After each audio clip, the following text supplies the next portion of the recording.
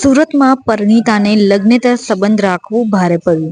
લાલ દરવાજા ખાતે રહેતી પરિણીતા સાથે અડાજણ વિસ્તારના શીતલ સ્ટુડિયોના કર્મચારીએ પરિણીતાને પોતાની જાળમાં ફસાવી અવારનવાર દુષ્કર્મ આચરી લાખો રૂપિયા પડાવી પરિણીતાની સાથે છેતરપિંડી કરી. સુરતના પાલ વિસ્તારમાં મહિલાને તેમની દીકરીના ફોટોશૂટ માટે સ્ટુડિયોમાં જવું ભારે પડ્યું. પરિણીતા સૌપ્રથમ સ્ટુડિયોમાં ગઈ હતી. ત્યાં તેમની મુલાકાત અર્જુન કંથારિયા નામના રિસેપ્શનિસ્ટ સાથે થઈ હતી. મુલાકાત બાદ અર્જુને પરિણીતાને વિવિધ પેકેજ બતાવ્યા હતા, જ્યાં પરિણીતાને 28,000નું ફોટોશૂટનું પેકેજ પસંદ પડ્યું હતું. આ પેકેજ મુજબ 6 મહિના સુધી બેબીને સ્ટુડિયોમાં લઈ જઈ અલગ અલગ ફોટોશૂટ કરાવવાના હતા. તે દરમિયાન યુવકે પરિણીતા સાથે સંબંધ વધારી તેમને પ્રેમજાળમાં ફસાવી હોટલમાં બોલાવી દુષ્કર્મ ગુજાર્યું હતું. ત્યારબાદ મહિલાને બ્લેકમેલ કરી 50 લાખના દાગીના પડાવી લીધા હતા. એટલું જ નહીં, આ મહિલાની સાથે 6 વખત દુષ્કર્મ આચરી 2,59,000 રોકડા પણ રૂપિયા લઈ લીધા હતા.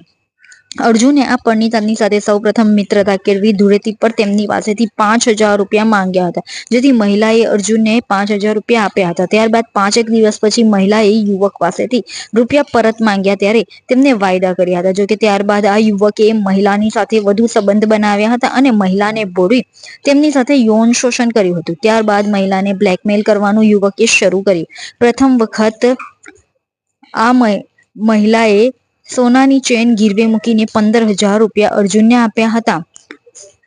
આ વાતને લઈ અર્જુન મહિલાને બ્લેકમેલ કરવા લાગ્યો અને વધુ તેમની પાસેથી અલગ અલગ દાગીના પડાવી લીધા હતા. એટલું જ નહીં, પરંતુ આ મહિલા સાથે અર્જુન કંથારિયાએ 6 જેટલી વખત હોટલમાં જઈ દુષ્કર્મ પણ કર્યું હતું. અંદાજિત મહિલા પાસેથી 50 લાખના ઘરેણા અને 2,59,000 રૂપિયા ચૂકવ્યા બાદ પણ અર્જુન હેરાન પરેશાન કરતા મહિલાએ આખરે યુવક વિરુદ્ધ પાલ પોલીસ મથકમાં ફરિયાદ નોંધાવી હતી.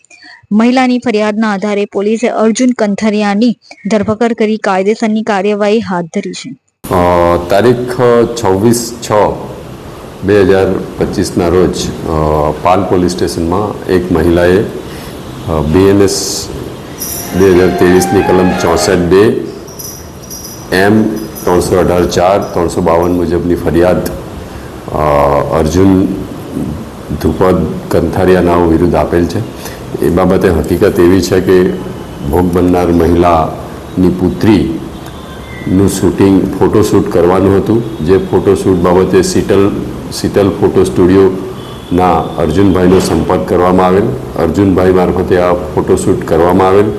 જે બાદ મહિલા અર્જુનભાઈના સંપર્કમાં આવતા અર્જુનભાઈએ એને લલચાવી ફોસલાવી પ્રલોભનો આપી એની પાસેથી પૈસા ઉછીના માગવાની શરૂઆત કરેલી.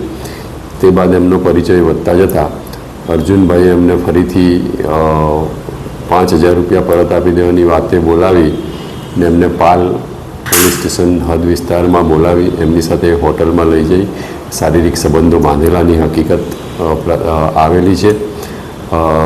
તે બાદ અર્જુનભાઈએ મહિલા પાસેથી 52,49,000થી 49,000 જેટલાના સોનાના દાગીનાઓ અવારનવાર પડાવી લીધેલા છે. જે બાબતની ફરિયાદ આવતા ગુનો રજીસ્ટર કરવામાં આવેલ છે. આગળની તપાસ ચાલુમાં છે. આરોપી અટક કરવામાં આવેલ છે. આરોપીના 3 દિવસના રિમાન્ડ મેળવી જે મુદ્દામાલ જે આપવામાં આવેલ છે મહિલા દ્વારા એ કબજે લેવાની કાર્યવાહી હાલ ચાલુમાં છે. હાલ અત્રેના રેકોર્ડ પર એવું કોઈ ઉપલબ્ધ નથી કે અગાઉ કોઈ આરોપી વિરુદ્ધ કોઈ ગુનો દાખલ થયેલ હોય. હાલ તપાસ ચાલુ હોય.